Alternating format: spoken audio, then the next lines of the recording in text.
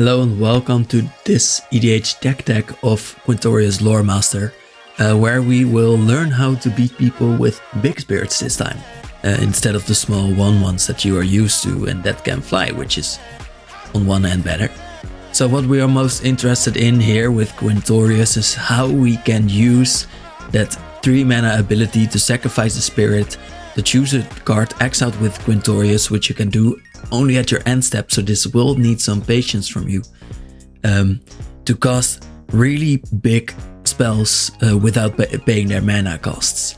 And we want to do that to win by attacking in with spirits, which is part of what Quintorius does as well, but he needs to sacrifice some of them to get through, and he needs to get his graveyard full. So how will we do all of that?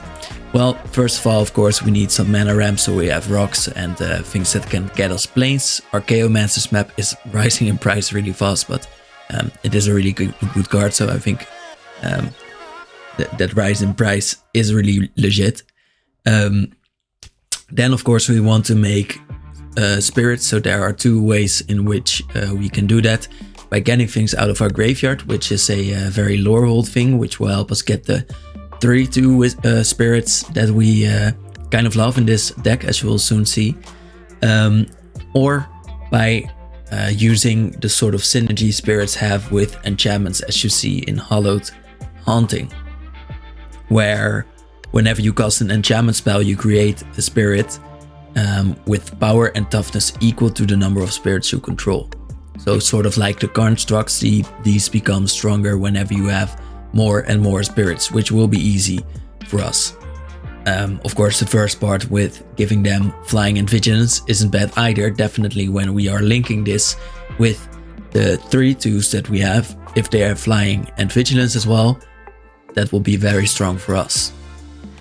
Then we of course have a bunch of enchantments, and we have some enchantments that love tokens as well. Some that love discarding as well, which is another theme in this deck. This seems like a lot, but they're really well interlinked, I feel. So, for example, we have Intangible Virtue, which is an enchantment, but it also cares about tokens. It gives them +1/+1 in vigilance, which means our spirits are 4/3s with vigilance. Then Roar of Resistance, also an enchantment, also gives our creature tokens haste. And one fun ability is that if you pay 2 mana whenever creatures attack, counts for your opponents as well. The creatures attacking your opponents and or planeswalkers they control get +2/+0 onto end of turn. So this also really strengthens our spirits, which will now be 5/2s, which is also very very potent as 5 power. Really ticks up if you have just a few of those spirits. Then we have a plan where we have at least, I think, 3 cards, and 2 of them which are very easy to get for us, which give our tokens double strike, which is the most important part here about Nejali. And then we have, weirdly, spirits often have melee. I don't know why, but this means that when the creature attacks, it gets +1/+1 until end of turn for each opponent you attack this combat. And we have some ways to get multiple combats as well within artifacts and enchantments. And then last but not least, because this is very important to us, it's sort of our card draw here, is our synergy with this card. So Bag of Holding, for example, lets us return those cards that we discarded eventually. But one thing I really love is Spirit Cairn, which is an enchantment, 1. It cares about discarding. Whenever a player discards a card, you may pay 1. And then it creates a 1/1 spirit creature token with flying, this time, one of the small ones, for you, which is very important to us. So this has 3 of our things that we love. So there really are some cards that love to do everything that we love to do. So here's the whole deck. I will link it below as well, of course, so maybe you can copy it. I must say I have only played with it twice up till now. Yeah, so it will change. Perhaps if you keep looking at the link, it will be a bit different than what you see here in the video.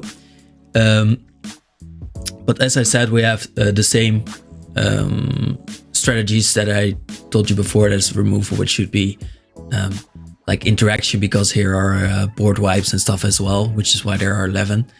By the way, overwhelming splendor in this deck. So one thing that we should note is that we can cast the things that we exiled with Quintorius for free. So we don't care that this thing is 8 mana. We just want to put it out with Quintorius.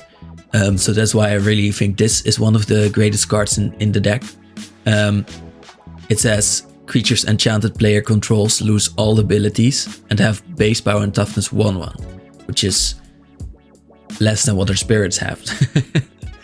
So they can finally profitably block them as well, but we are definitely about to get in to that player to destroy their lives. And then might be useful later, because we have some really good tutors in this deck that aren't too expensive, which I will get to in just a bit. But Quintorius puts the cards on the bottom of our library, so when we kill that player who had the overwhelming splendor, we can get it back eventually. So I kind of like that part as well. But let's get to the tutoring, because for example, Gamble, we don't care about the fact that the card gets exiled. So you search your library for a card, put that card into your hand, and then discard a card at random. If it gets discarded, we don't mind. We might even like it when Quintorius is out as well, because then we might cast it for free by getting it out of our graveyard again. So we don't really care. And if it's still in our hand, fine too. Because we have way more ways to discard, I put a lot of them in here. I think these are really underrated sometimes. For example, we have Quintorius in this art, which made me want to put it in here. But discarding 2 cards, drawing 3, that is breaking us even on card advantage, but it's getting us through our deck. Plus, we can use the cards in our graveyard, and sometimes we really need the cards to be in our graveyard. And then, like I said, things like Bag of Holding, but also we have Currency Converter, which is a bit expensive, but which lets us exile the cards, I think. Yeah, sort of under the Currency Converter, and then we can create tokens or treasures with this one. So that's also very valuable, and then you get those cards back in your graveyard, I think. Yeah, you put them back into your graveyard, so that's really nice for us. We have some discard on creatures. We have Gideon here, discard all the cards in your hand. We don't mind. Then you draw that many +1, so breaking us even once again. Very good too. Nab might seem weird, but whenever he deals combat damage to a player or planeswalker, you may discard any number of cards, and we really love that. We want to cycle through our deck and get to our win cons, of course. And this one I really liked, because Quintorius does exile the cards, and I think you may cast a card with, so you cast cards from exile, they will gain Cascade. So there are some things actually that make Cascade in this deck. Do we need to get into, I found this one in a Catilda deck from someone else. Dawn Charm, really interesting card. Prevent all combat damage that would be dealt this turn. Fine, it's a fog effect. But then regenerate target creature, so we can save Quintorius, which we kind of need because he is expensive. But counter target spell that targets you, that can be a blowout. This is way too cheap, I feel like, for what it does. So really a golden one there. We of course have more enchantments. They are in removal. They're all throughout the deck. And then we will go to first Spirits of the Past, and then to the finishers. But we need enchantments. We need ways to protect ourselves with, like Ghostly Prison. Some of these you have seen. Showdown of the Skulls, really good. Under $1 right now. exile top 4 cards of your library and you may play them until the end of your next turn. That's fancy, I would say. And I found this one. Tenuous Truce, 2 mana. At the beginning of enchanted opponent. So you enchanted an opponent and you both get to draw at the beginning of that player's end step. At the beginning of enchanted opponent's end step, you and the player each draw a card. When you attack enchanted opponent or a planeswalker. Yeah, so you both draw an extra card. Sorry, I misread it for a bit. But yeah, so extra cards for both of you, and you probably don't want to attack each other for a bit. So that's nice. Yeah, so Spirits of the Past, we have some ways to get double strike onto our team. We have melee, like I said, which is important to us. We have more ways to create spirits. Yugin. Planeswalkers, I think, also work with Quintorius. So at the beginning of your end step, exile target non-creature, non-land card. Yeah. So they also work with Quintorius. I haven't tried Planeswalkers yet, but we'll try Yugin. Maybe we'll get him in one of the next games. But I like it because he also creates spirits. So maybe that's a bit of a small synergy there. And the spirits that you create, when they leave the battlefield, the exiled card from the top of your library goes back to your hand. So that's a plus. You still draw with him. But let's look at the finishers. We have Parhelion, which I didn't know where to put them in. We have some really big spells, like for example Mob Rule, which can swing the game very harshly in your favor. And I did want some cheaper, more creative, I guess, ways to finish games. But 6 mana is a lot, so that is basically the largest drawback of this board steal. But Quintorius, again, makes it way cheaper. 3 mana. Oh, about cheaper. Rings of Bright Hearth, yes. Doubles the ability for just 2 mana, which I really like too.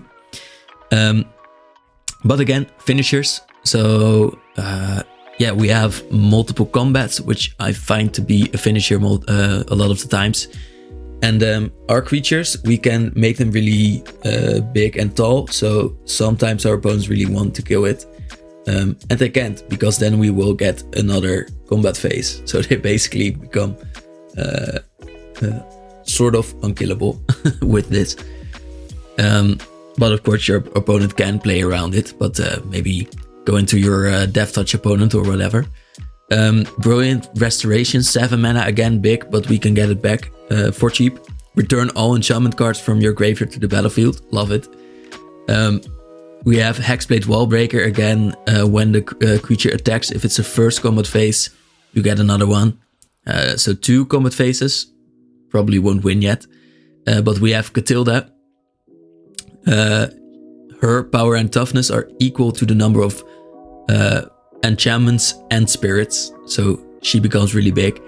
And she has flying and lifelink, so basically a great swing here. And I think, yeah, the other side, I think more important, is that you can give her powers to another creature later. So you can make another creature really big and have flying. So that's definitely a finisher. And then we have, I think if we look at the front card, no, she's not an enchantment, so we can't look for her. So that's a big downside. She's just a creature, so you won't be able to get her back with Quintorius either. Because I think this works with the front part of her. We have Plea for Guidance, search your library for 2 enchantment cards, so basically can enable you to get whatever you need from your deck. And then there's Warstorm Search, which whenever a creature enters the battlefield under your control deals damage equal to its power to any target. And we basically want to use that to attack our opponents with our spirits immediately. So yeah, I am looking for a bit more immediate finishers. So let me know what you think would be a good one for that. Because I guess Hollowed Hunting can't be the only thing that we use. We have a bit of a game plan with the double strike and giving some of them flying and stuff and multiple attacks, but I really want to find something creative and immediate. the part with the value definitely works, and I feel like this deck is really consistent. Well, I guess hasn't filled me yet, but I feel like it is because of all the discarding and looting that you do. So it should be fun whenever you play, and yeah, let me know what you think about it. I'll post it down below for everyone, and then yeah, have a nice day. Thank you for watching.